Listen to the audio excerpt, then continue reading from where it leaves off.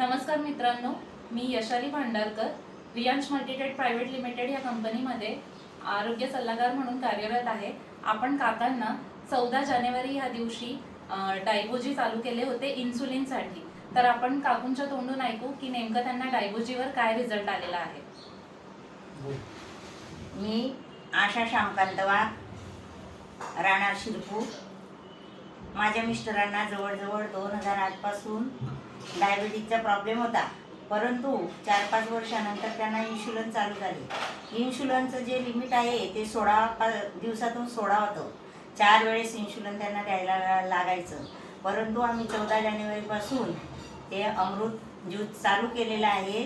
तेव्हापासून माझ्या मिस्टरांना बराचसा फरक जाणवला। त्यांचं जे इन्शुलन्स आहे ते 10 वरती आलेलं आहे। जेवणामध्ये फरक वाटावं लागला, त्यांना ताजेतवाने वाटू लागले। अर्धा तास त्यांच्याजवळ ताट आणून ठेवायची मी, तोपर्यंत त्यांची जेवायला जायची इच्छा व्हायची नाही। परंतु या महिन्यापासून त्यांना न सांगता ते मला जेवायला आण, मला भूक लागली असं स्वतः सांगतात आणि सगळं व्यवस्थित त्यांचं चालू आहे।